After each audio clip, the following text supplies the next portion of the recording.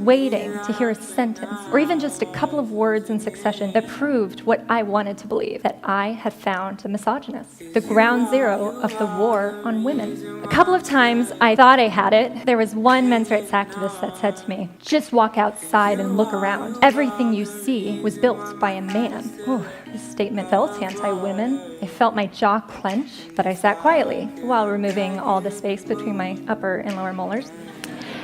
Was that statement about men having built the skyscrapers and the bridges anti-women? I thought, well, what would be the gender reverse scenario? Maybe a feminist saying, just look around. Everyone you see was birthed by a woman. Wow, that's a powerful statement. And it's true. Is it anti-male? I don't think so. I think it's acknowledging our unique and valued contributions to our society. But no, it's good to hear from you. It's good to hear from you. Go drop dead. Amazing. Go drop dead. All right. Thank you, Lenore. What a sweet lady. Amazing. It is man. You're a white male. And where the hell? Mark! And I speak to your manager. I think a lot of you gamers are actually white supremacists. No, I do not believe most gamers are white supremacists. Stop saying I said that. I never said that. Get the rocks. Yeah. Abdul, Yeah, get the rocks. get the rocks. Probably one of the Never said that. Welcome back to Baseball Uncensored. Still to come tonight, Burberry's Valentine's Day advert is accused of glamorizing mastectomies. Should brands be activists like this or just stick to selling handbags? We'll debate that later, but first she's been nicknamed Christian Mum. Izzy Montague launched legal action in 2019 against her son's London school over an LGBT pride parade. Tomorrow, her case goes to court. It's the first case of its kind in the UK. She will claim a pride parade held at the school promoted gay lifestyles and indoctrinated children, and her child was 4 at the time. It's a debate raging on both sides of the Atlantic. In the US, 78% of parents do not believe sexual orientation or gender identity should be taught to young children. And now Donald Trump has, of course, got involved and said it's going to be a central part of his bid to return to the White House, branding gender ideology a cult. We're going to stop the left-wing radical racists and perverts who are trying to indoctrinate our youth, and we're going to get their Marxist hands off of our children. We're going to defeat the cult of gender ideology and reaffirm that God created 2 genders called men and women. Amazing. Well, Ava, I can feel bristling to my side here. Joined also by Paula and Adrian, who's also bristling. Richard Tice, I don't know, probably nodding away. Also with me now is LGBT rights campaigner Peter Tatchell and the Fox News contributor Tommy Lehrer. Well, welcome, a stellar panel, I've got to say, for this. All right, Tommy Lehrer, let me start with you, because there's been a big burning issue in America now, raging away for quite some time. It's one of the reasons I think that Ron DeSantis, the governor of Florida, has seen such surging popularity, potentially heading him to the White House in this battle over what you can teach at school with young people in relation to this kind of thing. What is your view? Listen, we do not need to be teaching this radical LGBT grooming agenda in schools. It's one thing if parents want to do that on their own time. That is a parent's right to do that, with some exceptions, of course. But to bring this in and bake this into a public school curriculum is wrong. And meanwhile, Chinese students are learning quantum physics, and we've got our students learning how to twerk from drag queens. It's not going to end well. This is grooming. This is ideological mind control. I usually do not listen or trust anything that bleeds 5 days straight and cannot die. But damn, Tommy Lauren, DJ, replay the clip. And meanwhile, Chinese students are learning quantum physics, and we've got our students learning how to twerk from drag queens. It's not going to end well. That is the God-honest truth, and that phrase hits harder than my dad's belt. It's introducing this to a group of individuals, especially to young kids who have no business learning any of this sexually explicit material. This is not about being anti-gay, or as the incorrectly labeled Ron DeSantis' bill, don't say gay. This is about keeping this out of the classroom because it does not belong there. This is a grooming agenda. It is extreme. It is explicit. It does not belong in front of young children at their school. They should be learning reading, writing, and arithmetic, not this filth. Right, well, I think you've made your position quite clear there, Ms. Laren. I imagine, Peter Tatchell, you agree with every word of that? Well, here in Britain, we know from research that nearly half of all lesbian, gay, bisexual and transgender pupils in our schools have been bullied. Bullied, teased, sometimes subjected to physical violence, simply because of their sexuality or their gender identity. So this education in British schools is designed to combat bullying and to promote understanding and acceptance. None of the teaching in British schools is sexually explicit, nor is any of the material in United States schools. It is all about promoting understanding and tolerance. So what's just been said is a complete misrepresentation of the teaching, and I think that any parent would want their child to be brought up in a school where understanding and acceptance of difference is valued, where people are not bullied. Us men do not accept or take this guy in as our own. We pass him on to the transsexual community. He needs some milk. This is why I will never ever respect a male feminist to the day I die, because their logic is 1 + 1 is potatoes. Now, what I'm about to say, I'm sure all the parents at home will agree and vouch with my statement, because logically speaking, we can raise and teach our children not to be bullies, and we can 1000% do that without teaching or mentioning sex, gender, or sexuality in a damn classroom. Clearly, this man's father was absent in his life, and clearly he was dropped as a kid. This man is a damn donut. Now, Bill Burr, what do we have to say about male feminists?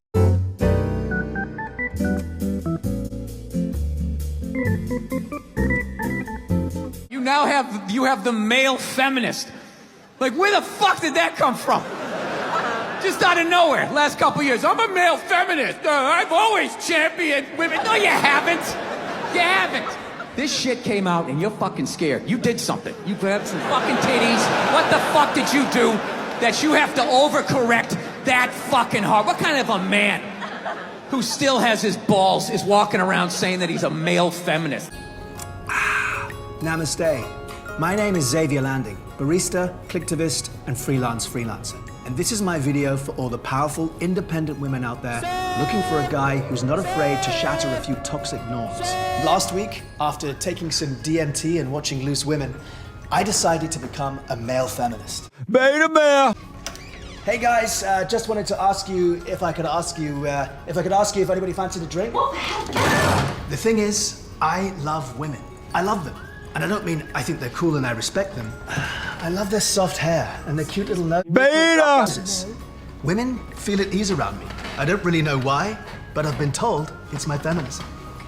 It's impossible as a man who was raised right.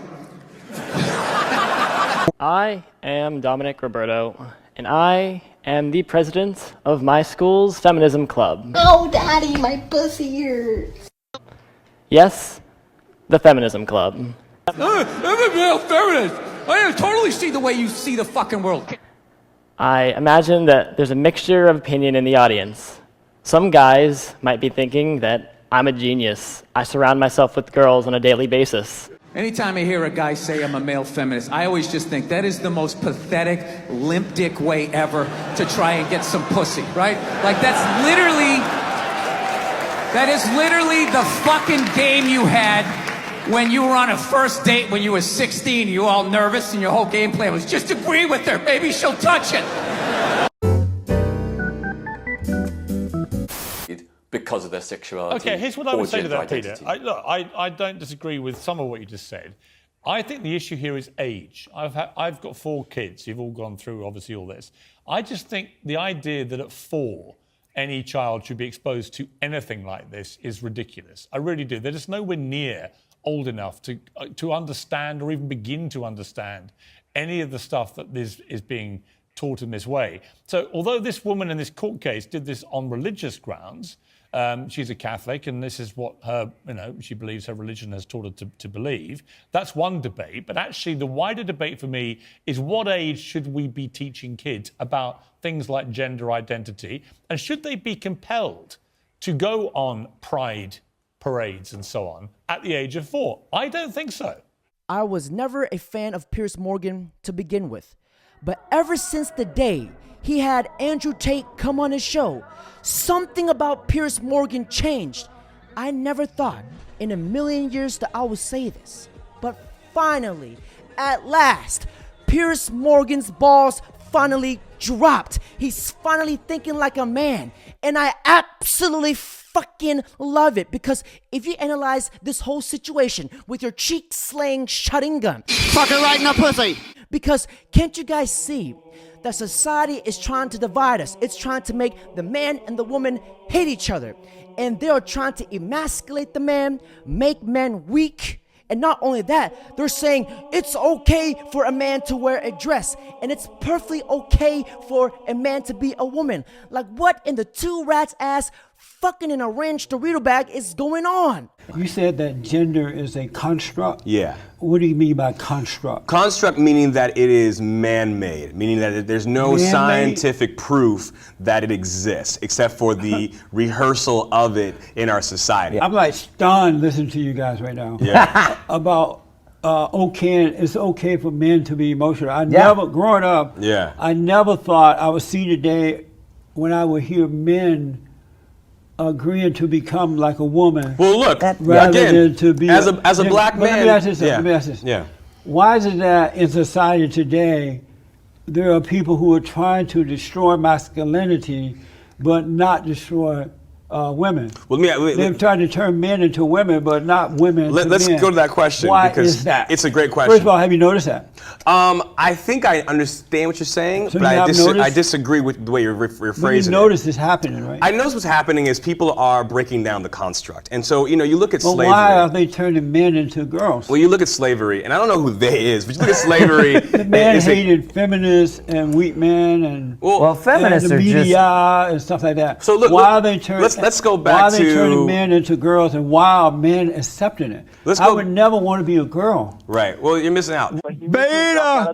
I would never want to be a girl. Right. Well, you're missing out. No. Beta male. Now, if we discard and throw away traditional core values, you will slowly start to see society burn to the fucking ground.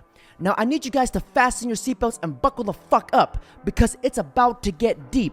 Now, if you guys look at the Catholic religion, Christianity, the Bible, and the Quran, they all strictly follow the traditional core values. Now, if we go against it, you do the math. What is the opposite of the Bible? What is the opposite of heaven? What is the opposite of God? Satan and the devil. That is what they're trying to push amongst our youth. It's an agenda. Now, gentlemen, feminists be like, oh, it's weak for men to go to the gym. Feminists will literally shame men for going to the gym. Top of guys have small. So the guys that go to the gym, they have small dicks. Why? I don't know, like all the time, like they always do.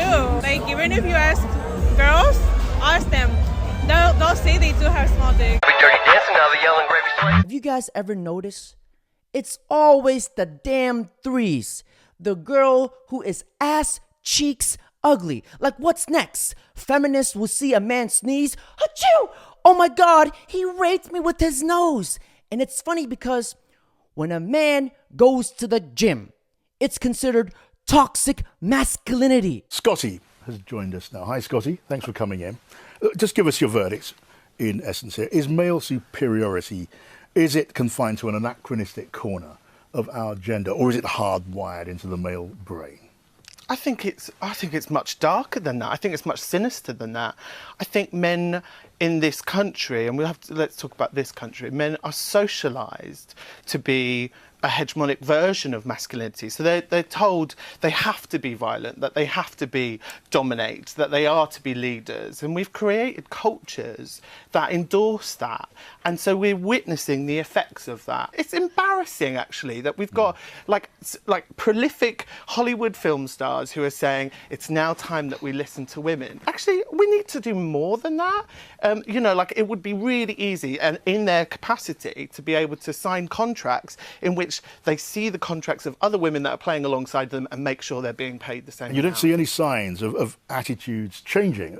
Is it a generational thing to any degree at all? I think it's far too simplistic. I think my daily experience as a big, fat, queer femme of like existing in this world is one of violence, of people taking photographs of me in public space, of trucks veering onto the road so people can shout out expletives at me, of having like every day having a series of being ridiculed. In fact, actually, I was on the phone to the non-emergency police line reporting a homophobic hate crime whilst another was taking place in me. That is how much I and other people like me have to deal with. You do what you do with your arts. Have you got anything else by way of a solution or the beginnings of an answer to how to make things better from your point of view?